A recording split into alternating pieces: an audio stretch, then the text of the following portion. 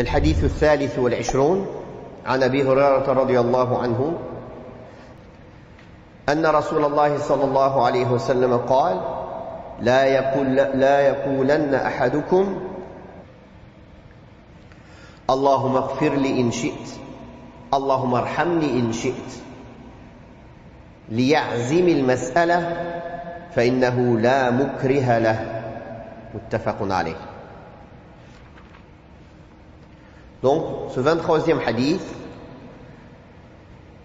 où Abu Huraira aussi rapporte que le messager d'Allah sallallahu alayhi wa sallam a dit que nul d'entre vous ne dise « Ô Allah, pardonne-moi si tu le désires. Ô Allah, fais-moi miséricorde si tu le veux, si tu le désires. Mais faites preuve de détermination lorsque vous invoquez Allah, car nul ne peut le contraindre. » Car nul ne peut le contraindre.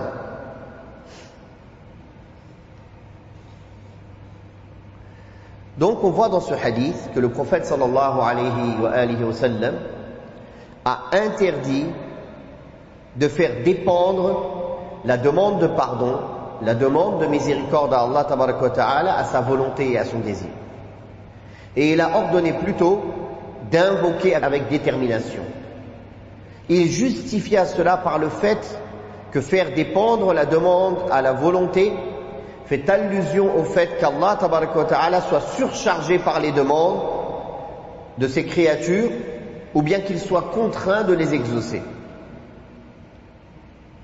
Il ne fait aucun doute que ces implications sont contraires à la foi et à la vérité, car Allah tabaraka wa ta'ala se suffit à lui-même et il n'a nul besoin de ses créatures.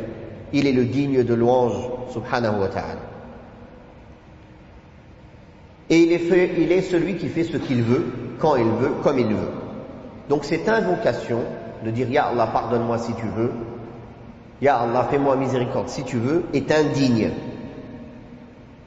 Et elle indique un manque de volonté aussi chez le serviteur dans sa demande. C'est comme si c'était pas important pour lui. Si tu veux, pardonne-moi. Si tu me pardonnes pas, c'est pas grave. Donc, il y a un mal dans les deux sens. Dans le sens que l'homme, quand il demande, la créature, le serviteur, quand il demande, il n'est pas déterminé, il n'a pas cette demande de manière vraiment une volonté forte et une envie forte qu'Allah lui pardonne, qu'Allah lui fasse miséricorde.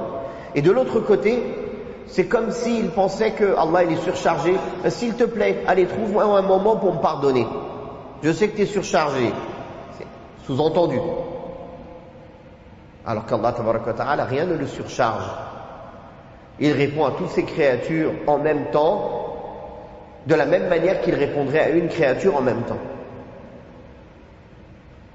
Il fait ce qu'il veut, comme il veut, quand il veut. Rien n'est au-dessus de ses capacités, subhanahu wa ta'ala. Donc on tire de ce hadith qu'il est interdit de faire ce type d'invocation, de dire Ya Allah pardonne-moi si tu veux et fais-moi miséricorde si tu veux. On tire aussi de ce hadith que l'on doit obligatoirement respecter Allah et exempter Allah de ce qui ne lui sied pas et qui ne sied pas à sa grandeur et à la grandeur de son bienfait et de sa miséricorde et à sa perfection subhanahu wa ta'ala, du fait qu'il se suffise à lui-même ainsi qu'à sa bonté et à ses bienfaits subhanahu wa ta'ala.